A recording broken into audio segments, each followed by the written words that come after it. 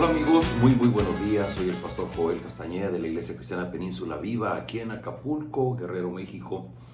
Jesús es nuestra esperanza en medio de las situaciones más difíciles que retan nuestras capacidades y que nos llevan a confrontarnos con la verdad de que como seres humanos siempre tenemos un límite.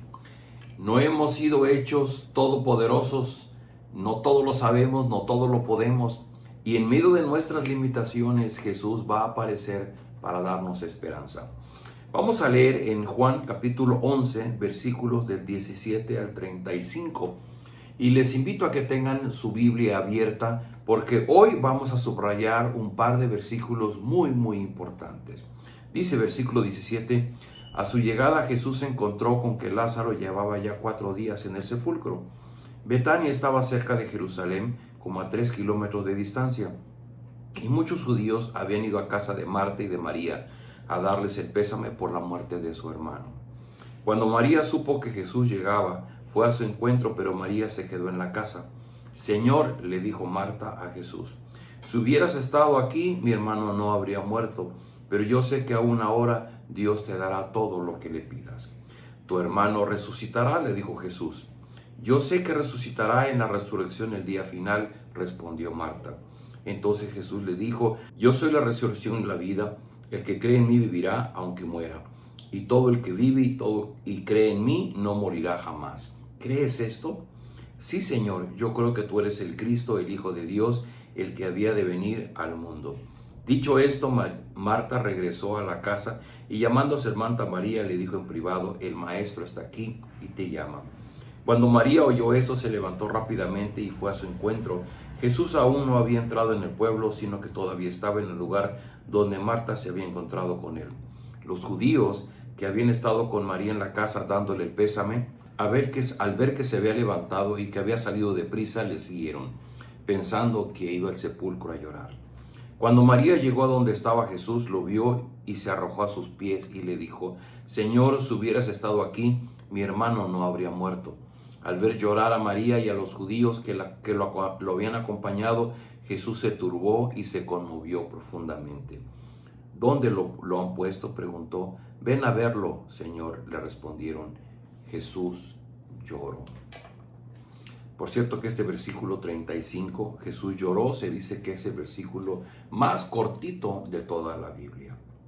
Tenemos un escenario con varios personajes y muchas cosas que podríamos señalar, pero vamos a ir solamente a algunas partes muy esenciales. Número 1, la actitud de Marta y de María. Jesús se había tardado de que le dieron la noticia de que Lázaro estaba enfermo. Dice que Jesús decidió quedarse 2 días más donde se encontraba. Es decir, Jesús no acudió rápidamente a donde estaba Lázaro enfermo. Y cuando él llega, el reclamo de Marta y de María es, Señor, si tú hubieras estado aquí, mi hermano no habría muerto. Y es la famosa frase de el hubiese.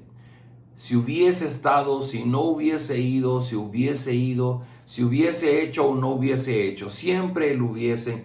Y dice un refrán mexicano que el hubiera no existe. Porque a nosotros nos gusta jugar en el tiempo y pensar que si las cosas se hubieran acomodado de otra manera, que si hubiéramos ido o si no hubiéramos ido a un determinado lugar, las cosas no hubieran pasado como sucedieron. Sin embargo, como decía nuestro hermano Fernando el día de ayer, Jesús está en control de todo. Y Jesús sabía exactamente lo que estaba sucediendo y Él tenía un plan. Él había dicho en el versículo 4, esta enfermedad de Lázaro no es de muerte, sino para dar gloria a Dios por medio de ella y para que el Hijo sea glorificado también. Queridos amigos, el reto más importante que tenemos como discípulos de Jesucristo es el aprender a visualizar las cosas desde la perspectiva del Señor Jesús. A nosotros nos parece un imposible, a nosotros nos parece que el camino se cierra, a nosotros nos parece que topamos con pared. Como decía hace un momento, no fuimos hechos todopoderosos y conociendo todo el pasado, el presente y el futuro como para poder estar en paz y saber qué sucederá en cada situación difícil de nuestra vida. Pero el reto es que el Señor Jesús sí lo sabe y nuestro reto más grande es confiar en Él. Y la respuesta que le da Marta al principio le dice, pero yo sé que aún ahora Dios te dará todo lo que le pidas. Ese pero tiene mucha importancia, porque cuando expresa su sentimiento de por qué Jesús no llegó antes y le dice, si tú hubieses estado, mi hermano no habría muerto, pero yo también sé que Dios te dará lo que le pidas, porque había en algo en ella que es muy importante. Me voy a brincar. Cuando Jesús le dice, ¿crees esto? Cuando le está dando la aclaración, yo soy la resurrección y la vida, el que cree en mí, aunque muera, y todo el que vive y cree en mí no morirá jamás. Y le dice, ¿crees esto? Y ella le dice, sí, Señor, yo creo que tú eres el Cristo, el Hijo de Dios, el que había de venir al mundo. ¿Se acuerda que le he dicho que el evangelista Juan desde el capítulo 1 trae un pensamiento constante? Alguna vez en un devocional le pregunté, ¿qué es esta idea que Jesús trae, que el evangelista Juan trae a través de todo su evangelio? Es esto.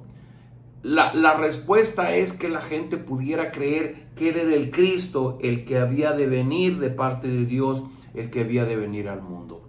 Y finalmente Marta está creyendo esta verdad y por lo tanto la respuesta le es dada en medio de su necesidad.